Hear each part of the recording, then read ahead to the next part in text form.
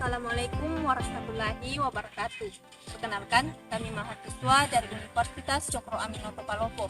Video ini dibuat untuk menyelesaikan salah satu tugas mata kuliah pembelajaran IPS Sekolah Dasar dengan dosen pengampu Andi Kilawati, SPD MPD.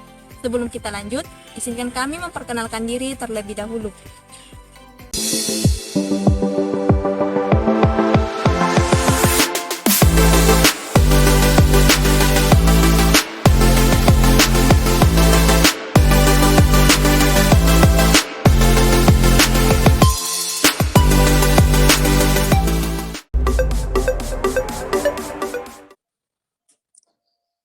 Assalamualaikum warahmatullahi wabarakatuh. Waalaikumsalam warahmatullahi wabarakatuh. Apa kabar teman-teman semua? Alhamdulillah baik.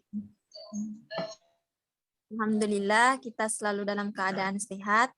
Nah, pada kesempatan kali ini kita bertemu di ruang Zoom ini untuk berbincang-bincang mengenai suatu tema yang sudah familiar kita dengar, yaitu teknik dan strategi pembelajaran.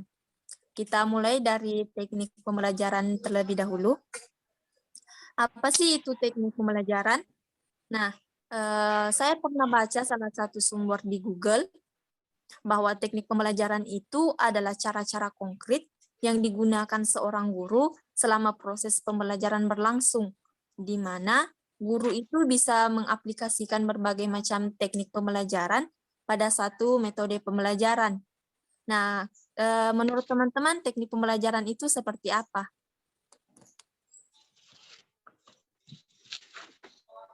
Ya baik, menurut saya yang saya pernah baca, menurut Gerlach dan Edi, menurut beliau teknik pembelajaran adalah jalan, alat atau media yang digunakan oleh guru untuk mengarahkan kegiatan peserta didik ke arah yang ingin dicapai.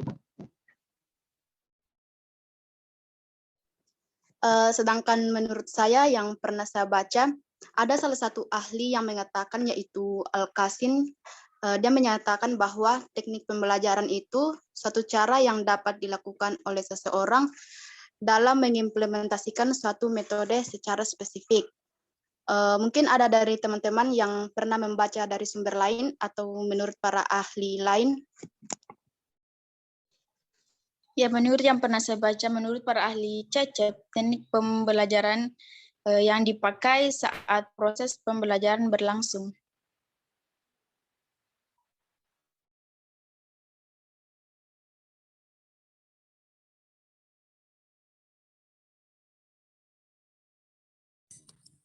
Yang lain? Baik, kalau menurut sumber yang saya baca, dari satu ahli yang mengemukakan mengenai pengertian teknik pembelajaran, yaitu menurut Edward M. Anthony. Menurut beliau, teknik pembelajaran itu adalah satu muslihat atau strategi yang digunakan oleh guru untuk mencapai hasil yang segera dan maksimal. Nah, kita sudah mengetahui ya, karena sudah kita baca juga di Google bahwa teknik pembelajaran itu yang digunakan dalam proses pembelajaran. Sebenarnya teknik pembelajaran itu bertujuan untuk apa?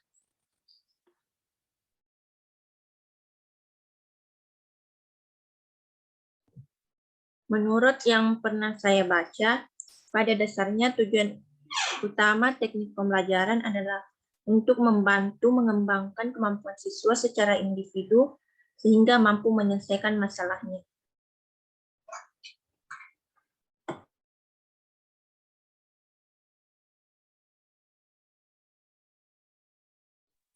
Teman-teman yang lain ada pendapatnya? Menurut pendapat saya mengenai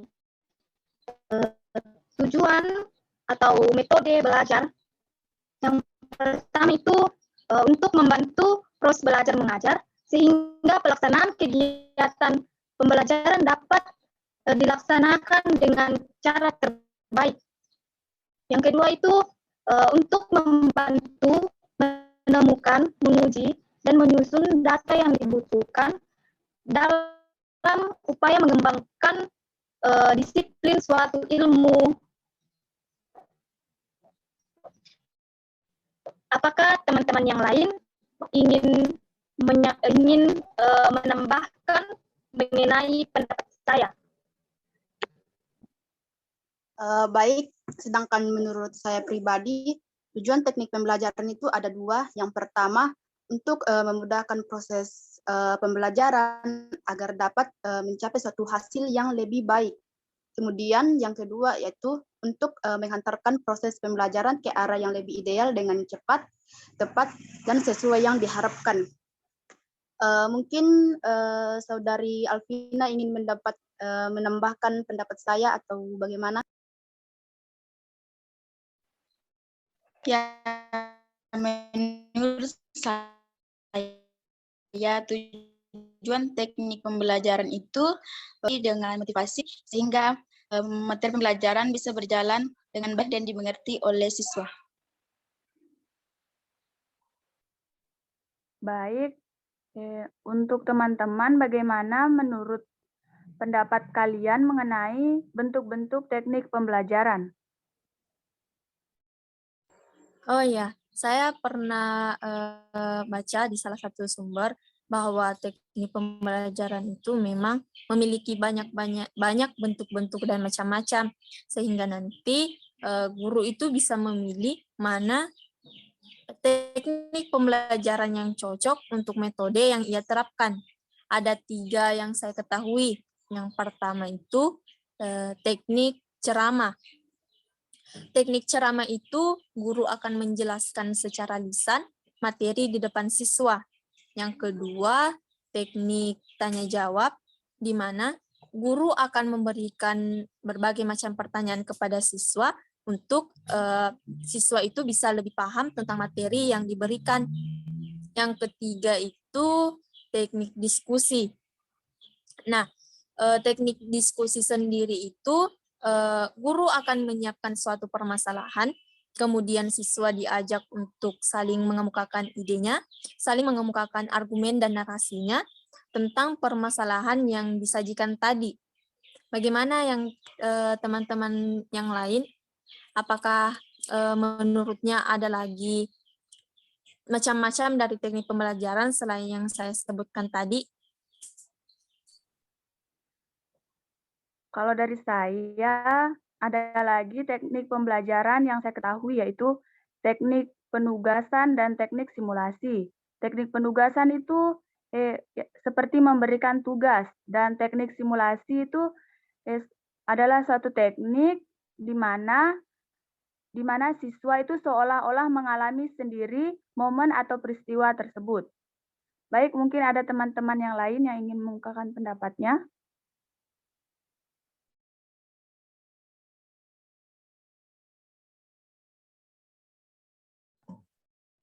Baik, bentuk teknik pembelajaran yang selanjutnya adalah teknik pembelajaran inquiry yang merupakan salah satu teknik pembelajaran di mana siswa diminta membahas sebuah permasalahan bersama dengan temannya dalam kelompok kecil, lalu kemudian membuat sebuah laporan tertulis dan menyampaikannya di depan guru maupun teman yang lain.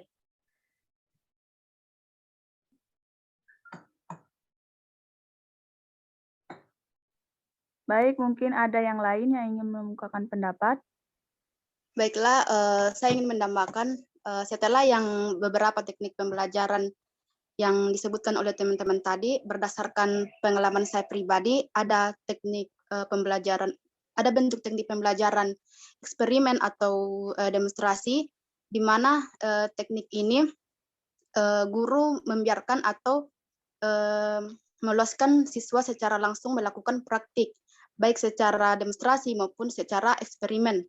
Nah, yang kedua ada teknik kerja wisata di mana teknik ini banyak digemari oleh siswa. Kenapa banyak digemari? Karena teknik ini tidak melakukan proses pembelajaran di dalam kelas atau di dalam ruangan, melainkan langsung mengunjungi sumber pembelajaran. Mungkin masih ada yang ingin ditambahkan oleh teman-teman.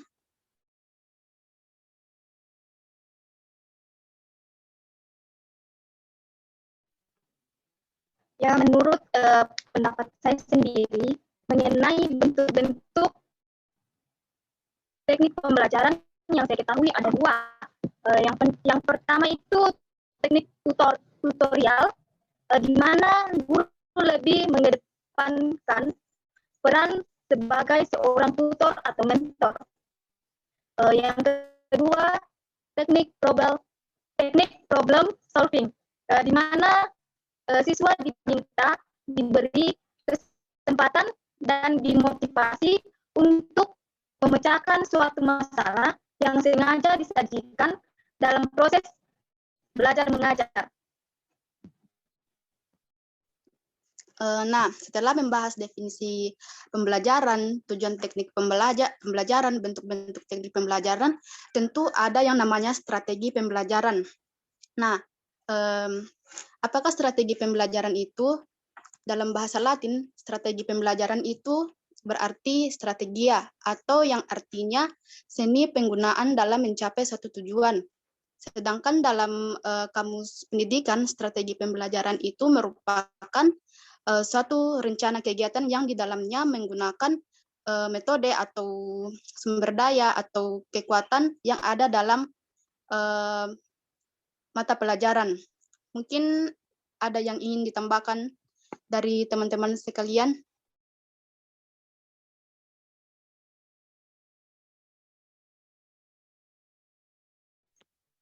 Baik, saya akan mengemukakan pengertian strategi pembelajaran menurut para ahli yang saya ketahui.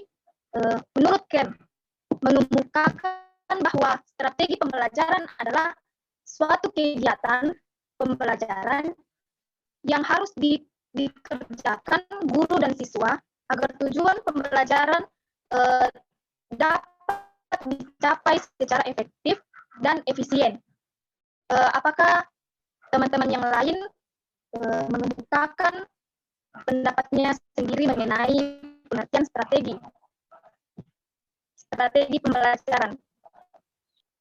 Baik, kalau menurut sumber yang saya baca mengenai pengertian strategi pembelajaran, itu ada satu ahli yang mengemukakan pengertiannya, yaitu dari J.R. David. Menurut beliau, strategi pembelajaran itu terkandung makna perencanaan, di mana strategi pembelajaran pada dasarnya masih bersifat konseptual tentang keputusan-keputusan yang akan diambil dalam suatu pelaksanaan pembelajaran. Mungkin ada teman-teman yang lain yang ingin mengemukakan pendapat. Ya, menurut yang pernah saya baca, menurut Gerlach dan Eli, menyatakan bahwa strategi ini menyampaikan materi pembelajaran dalam lingkungan pembelajaran yang bersifat lingkup dan urutan kegiatan yang memberikan pengalaman belajar bagi siswa. Mungkin dari teman-teman ada yang berpendapat lain?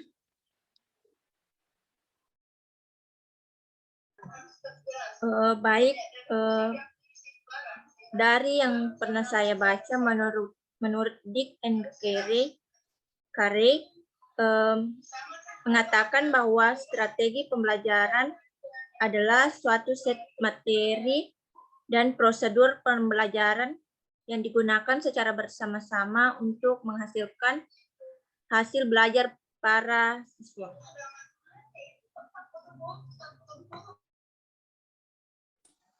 Ya, dari pengertian tadi yang dikemukakan sama teman-teman ya, tentang apa itu strategi pembelajaran, saya dapat menangkap bahwa strategi pembelajaran itu sangat berfungsi dalam proses pembelajaran, sangat berperan karena strategi pembelajaran itu akan menyediakan informasi, menyediakan bahan-bahan yang nantinya akan digunakan dalam proses pembelajaran sehingga dapat membantu siswa, karena dalam strategi pembelajaran itu akan berisi isi pembelajaran, isi materi yang akan nantinya dipelajari. Seperti itu.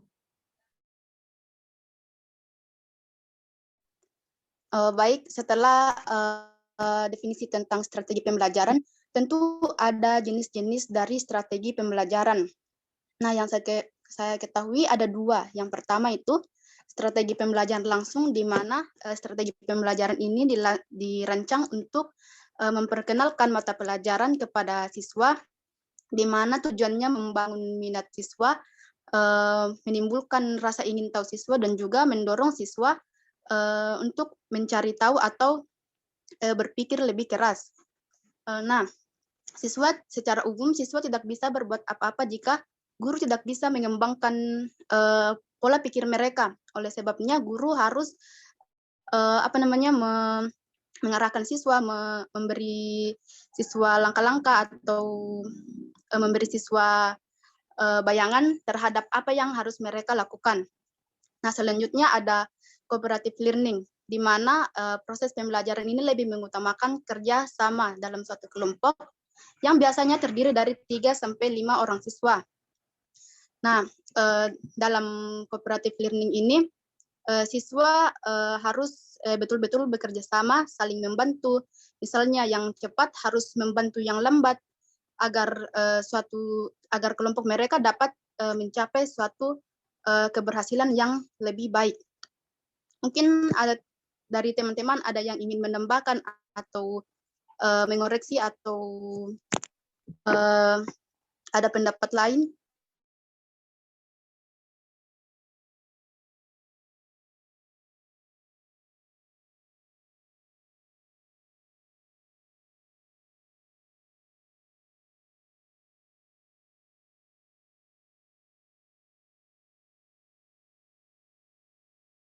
Baik, kalau saya sendiri, saya mengetahui ada 3 bentuk strategi pembelajaran.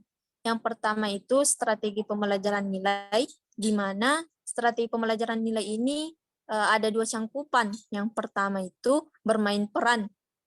Jadi siswa itu akan diajak untuk berpikir dan berperan bukan sebagai dirinya, melainkan menjadi orang lain. Yang kedua yaitu sosiodrama. Kalau sosiodrama sendiri, siswa akan berperan seperti yang bermain peran tadi, tetapi yang di sosiodrama ini mencangkup permasalahan-permasalahan dalam masyarakat. Jadi cangkupannya lebih sedikit atau lebih sempit dari bermain peran. Strategi pembelajaran yang kedua yaitu strategi pembelajaran peta dan globe, di mana strategi ini terdapat dalam pembelajaran geografi. Siswa diharapkan mampu membaca dan menunjukkan suatu tempat di dalam peta atau grafik atau globe. Teknik yang ketiga yaitu teknik strategi pembelajaran yang ketiga, yaitu strategi pembelajaran aksi sosial.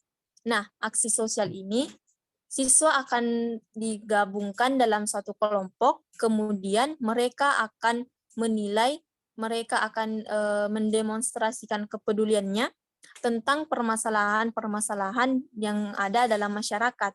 Itu menurut saya. Bagaimana teman-teman yang lain? Kalau menurut saya mengenai jenis strategi pembelajaran, yaitu strategi pembelajaran problem solving. Di sini strategi pembelajaran problem solving mengajar memecahkan masalah berbeda dengan penggunaan pemecahan masalah sebagai suatu strategi pembelajaran. Strategi ini misalkan contohnya memecahkan soal-soal matematika. Sedangkan strategi pembelajaran pemecahan masalah adalah teknik untuk membantu siswa agar memahami dan menguasai materi pembelajaran dengan menggunakan strategi pemecahan masalah. Dengan demikian, perbedaan keduanya terletak pada kedudukan pemecahan masalah itu. Mengajar pemecahan masalah berarti pemecahan masalah itu sebagai isi atau konteks dari pengajaran, sedangkan pemecahan masalah adalah sebagai suatu strategi. Jadi kedudukan pemecahan masalah hanya sebagai suatu alat saja untuk memahami materi pembelajaran. Ada beberapa ciri strategi pembelajaran dengan pemecahan masalah. Yang pertama, siswa bekerja secara individual atau bekerja dalam kelompok kecil. Yang kedua, pembelajaran ditekankan kepada materi pembelajaran yang mendukung persoalan-persoalan untuk dipecahkan dan lebih dikuasai persoalan yang banyak kemungkinan cara pemecahannya. Yang ketiga, siswa menggunakan banyak pendekatan dalam belajar. Yang keempat, hasil dari pemecahan masalah adalah tukar pendapat atau sharing di antara semua siswa. Yang kedua itu strategi mengulang. Dari strategi mengulang digunakan untuk sekedar membaca ulang materi tertentu untuk menghafal saja. Contoh lain dari strategi adalah menghafal nomor HP, arah tempat, waktu tertentu, daftar belanjaan, dan sebagainya. Memori yang sudah ada di pikiran dimunculkan kembali untuk kepentingan jangka pendek, seketika dan sederhana. Penyerapan bahan belajar yang lebih kompleks memerlukan strategi mengulang kompleks.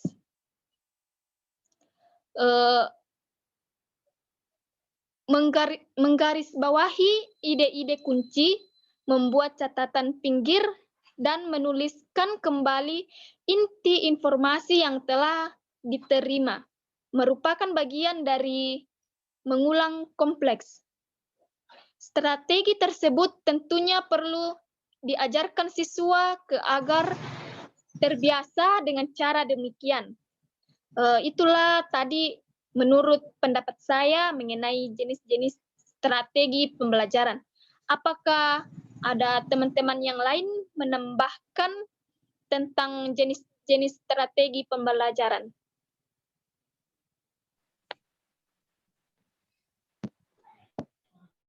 Menurut saya strategi ada 3, yaitu yang pertama strategi elaborasi.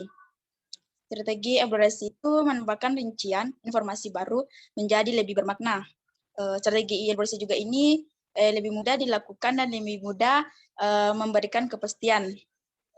Strategi elaborasi ini bisa membantu memindahkan informasi baru ke memori otak yang bersifat jangka pendek dan jangka panjang.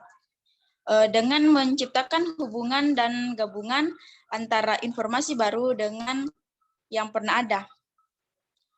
Strategi organisasi membantu pelaku belajar meningkatkan kebermaknaan bahan baru dengan struktur organisasi baru. Strategi organisasi menjadi subset yang lebih kecil. Strategi ini juga berperan sebagai pengidentifikasian ide atau fakta kunci dari sekumpulan informasi yang lebih besar. Dan terakhir, strategi pembelajaran pembelajaran kemampuan berpikir. Ini menunjang kemampuan siswa yang merupakan keadaan lingkungan dan kesamaan dari jumlah benda atau fenomena. Contohnya konsep yang tanah, sungai, gunung, uang, cuaca, dan lain. Pengajaran konsep ini mengembangkan kemampuan kognitif dari yang terendah sampai ke tingkat tinggi. Pembelajaran kemampuan berpikir termasuk juga di dalamnya yaitu suatu kajian yang peristiwa, kejadian, fenomena, atau situasi di dalamnya yaitu suatu kajian terhadap peristiwa. Mungkin ada pendapat lain dari teman-teman?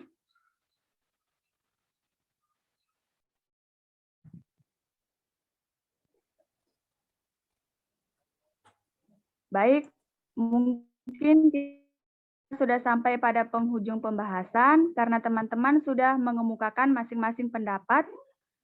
Jadi, dialog kita pada hari ini kita akhiri sampai di sini. Mungkin kita bisa ketemu di lain waktu, dan saya akhiri dengan ucapan selamat pagi. Assalamualaikum warahmatullahi wabarakatuh. Waalaikumsalam warahmatullahi wabarakatuh. Sampai jumpa teman-teman semua. Semoga pembincangan kita pada kesempatan ini dapat memberikan ilmu baru, dapat bermanfaat juga untuk teman-teman yang lain. Amin. Amin. Amin.